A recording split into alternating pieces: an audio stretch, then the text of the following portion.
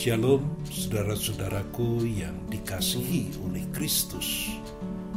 Selamat datang di channel Salib Putih yang kiranya boleh menjadi berkat bagi saudara.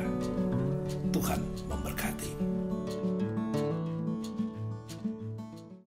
Shalom saudara-saudaraku yang dikasihi oleh Tuhan Yesus.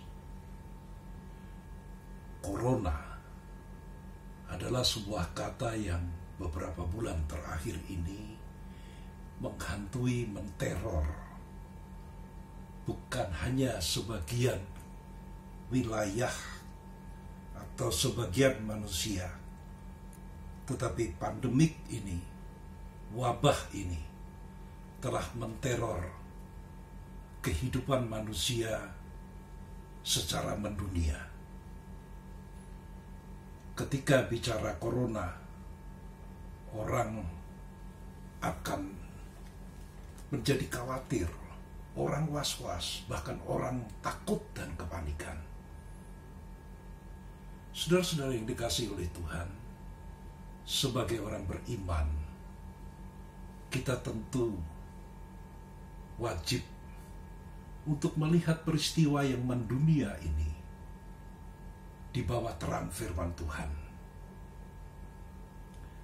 Rasanya tidak cukup ketika baik secara pribadi, keluarga, bahkan gereja, kita berdoa, Tuhan, singkirkan wabah ini dari muka bumi, dari kehidupan kami. Rasanya itu tidak cukup. Ada yang jauh lebih penting ketimbang kita meminta Tuhan menyingkirkan ini. Yang lebih penting itu ialah kita harus bertanya, mengapa wabah ini terjadi, meluas, memporak-porandakan, menjungkir balikan eksistensi manusia. Saudara-saudara yang saya kasih di dalam Tuhan, dan ketika kita melihat wabah ini bukan hanya terjadi di beberapa tempat, dialami oleh beberapa manusia, tetapi ini mendunia, maka kita bisa katakan bahwa wabah ini, wabah yang mendunia ini adalah sesuatu yang diizinkan oleh Allah. Pertanyaannya ialah, mengapa Allah mengizinkan manusia mengalami wabah ini, bahkan dalam kurun waktu yang cukup berkepanjangan dengan memakan korban yang begitu banyak dan memporak-porandakan eksistensi kehidupan manusia di seluruh dunia. Saudara-saudara yang saya kasih di dalam Tuhan, sebagai orang beriman tentunya kita mencari jawab itu dari firman Allah. Oleh karena itu, saat ini saya mengajak kita untuk melihat apa yang firman Allah katakan berkaitan dengan apa yang kita alami saat ini, yaitu dari kitab Bilangan pasal 21 ayat 4 sampai dengan ayat 9. Saya akan bacakan untuk kita semua di bawah judul perikop ular tembaga. Setelah mereka berangkat dari Gunung Hor, berjalan ke arah Laut Teberau untuk mengelilingi tanah Edom, maka bangsa itu tidak dapat lagi menahan hati di tengah jalan. Lalu mereka berkata-kata melawan Allah dan Musa. Mengapa kamu memimpin kami keluar dari Mesir, supaya kami mati di padang gurun ini? Sebab di sini tidak ada roti dan tidak ada air, dan akan makanan hambar ini kami telah muak. Lalu Tuhan menyuruh ular-ular terdung ke antara bangsa itu yang memakut mereka. sehingga banyak dari orang Israel yang mati.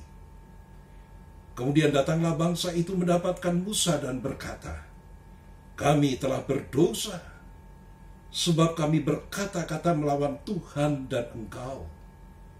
Berdoalah kepada Tuhan, supaya dijauhkannya ular-ular ini daripada kami." Lalu Musa berdoa untuk bangsa itu. Maka berfirmanlah Tuhan kepada Musa, "Buatlah ular tedung dan taruhlah itu pada sebuah tiang. Maka setiap orang yang terpagut jika ia melihatnya akan tetap hidup." Lalu Musa membuat ular tembaga dan menaruhnya pada sebuah tiang. Maka jika seseorang dipagut ular, dan ia memandang kepada ular tembaga itu, tetaplah ia hidup. Ada peristiwa tragis yang pernah dialami oleh orang Israel, di mana dengan jelas dikatakan bahwa Allah mengirimkan ular-ular yang sangat beracun ke tengah-tengah bangsa itu. Mengapa Allah mengirimkan ular-ular beracun itu sehingga banyak orang Israel yang kemudian celaka? Jawabnya diakui sendiri oleh bangsa Israel, bahwa mereka telah melawan Allah dan Musa sebagai pemimpin mereka. Mereka mengatakan, "Mengapa perjalanan ini harus seperti ini? Kami harus makan mana, semacam jamur padang gurun. Harus makan burung puyuh dan minum air mentah yang keluar dari tebing. Tidak seperti waktu di Mesir, makan roti, daging yang enak, anggur." Saudara-saudara yang dikasihi oleh Allah, mengapa statement Israel ini disebut sebagai sesuatu yang melawan Allah? Oleh karena sesungguhnya, walaupun hanya dalam bentuk mana, burung puyuh yang kecil, bukan sapi yang tambun, walaupun dalam bentuk air mentah yang keluar dari tebing, tetapi itulah tanda kehadiran Allah memelihara umatnya. Toh dengan mana, dengan burung puyuh dan dengan air mentah itu, bangsa itu tidak kelaparan. Mereka tetap mendapatkan energi untuk melanjutkan perjalanan hidupnya. Bahwa kehadiran Allah di sini memang ditandai oleh perkara yang begitu sederhana sehingga umat itu meremehkan, melecehkan kebijaksanaan Allah. Bahkan saudara, sikap daripada Israel adalah satu sikap yang meniadakan eksistensi atau keberadaan daripada Allah. Dan inilah yang membuat Allah murka. Sehingga kemudian Allah menghukum mereka dengan mengirimkan ular-ular tedung. Dan ketika mereka mengalami penghukuman daripada Allah, disitulah mereka sadar akan kesalahan mereka. Mereka memohon ampun. Tetapi pengakuan dosa ternyata itu belum cukup bagi Allah.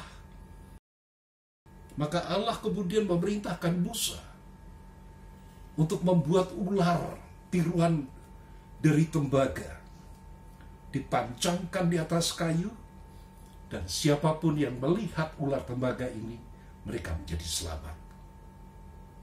Saudaraku, ular tembaga ini adalah simbol dari keberadaan Allah, simbol daripada eksistensi Allah.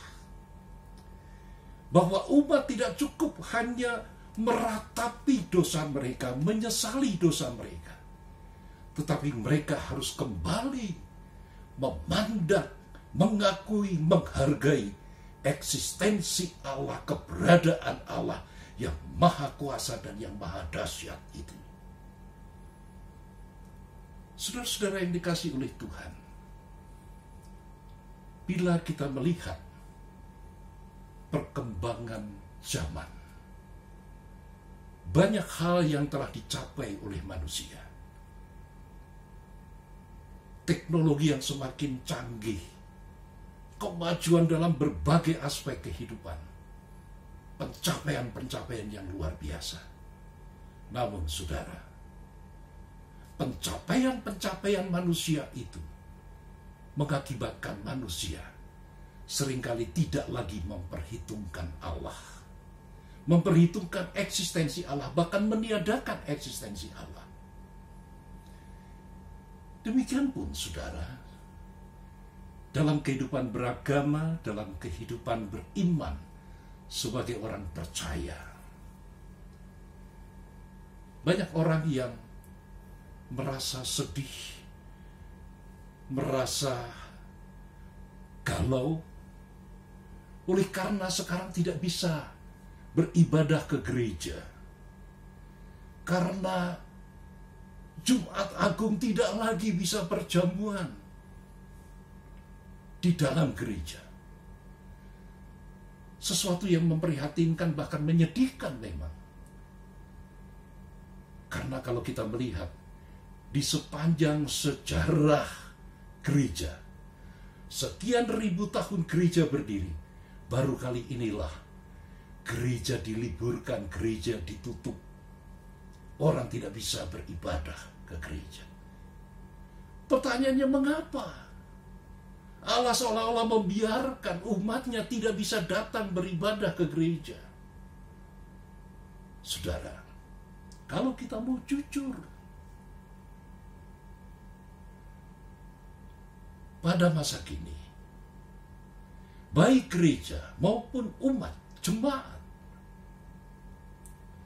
kehadirannya, kehadiran gereja dan kehadiran umat, bahkan para hamba Tuhan, pendeta, majelis, siapapun para pelayan Tuhan, kehadiran mereka bukan dalam rangka membesarkan, memuliakan eksistensi Allah, keberadaan Allah, tapi gereja dan umat, termasuk di dalamnya para pelayan, pendeta,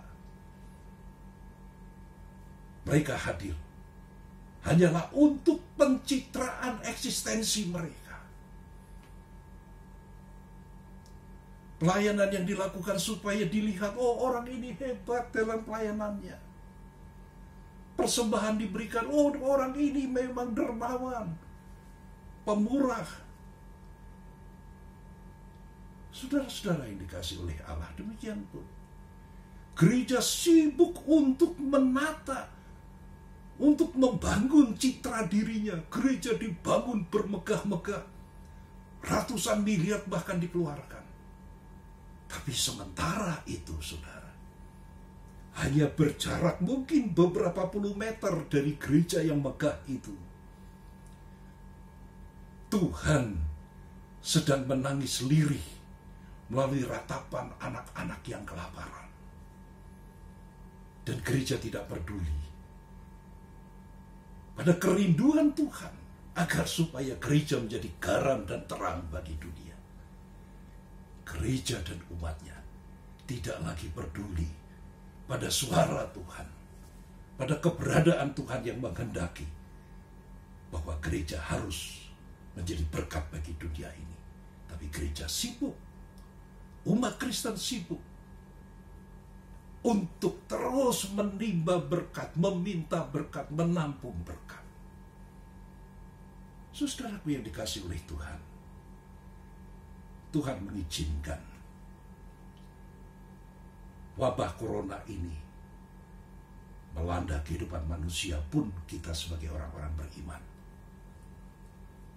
Yang melalui firman Tuhan ini kita ingin diingatkan bahwa Allah mengizinkan semua ini terjadi karena Allah kecewa, Allah sedih, bahkan Allah murka Karena manusia, termasuk gereja dan kita orang beriman, telah melecehkan eksistensi Allah, keberadaan Allah. Kita hanya fokus, kita hanya terus membangun citra eksistensi kita. Kita diingatkan, saudara, agar supaya sebagaimana orang Israel, umat Allah pada waktu itu, kita berpaling dari keasikan kita membangun citra diri, membangun gereja kita. Tapi mari kita arahkan pandangan hati iman kita kembali kepada Allah di dalam Kristus. Di dalam rangka Jumat Agung, di mana kita bersama-sama memperingati hari kematian Kristus. Firman Tuhan ini dan juga peristiwa yang terjadi ini mengajak dan mendorong kita untuk kembali melihat keberadaan kasih Allah yang luar biasa itu. Dan yang Tuhan inginkan, kita kembali memuja-muja, kembali kita membesarkan, memuliakan keagungan kasih Allah yang tertuang di atas kayu salib melalui pengorbanan anaknya. Hanya dengan memandang kepada salib, mengakui makna dan kuasa salib bagi kehidupan kita, hanya dengan mengakui bahwa kuasa kasih Kristus di atas kayu salib, itulah yang akan memulihkan kita. Maka saudara, percayalah, bukan percaya kepada manusia, tapi percayalah kembali kepada Allah. Segala perkara ini akan dipulihkan oleh Tuhan. Sebagaimana ular-ular tedung itu kemudian dihalau oleh Allah ketika manusia. Pun demikian dengan kita sebagai gereja dan umat yang percaya, kita kembali mengarahkan pandangan kita. Hati kita kembali mengakui keagungan eksistensi Allah. Di sanalah Allah akan membuat pemulihan-pemulihan. Saudara, kiranya melalui firman Tuhan ini, hati pikiran kita tidak lagi meratap-ratap dan meminta Tuhan singkirkan corona ini. Oleh firman Tuhan ini, biarlah hati dan pikiran kita meratapi diri kita yang selama ini telah mengabaikan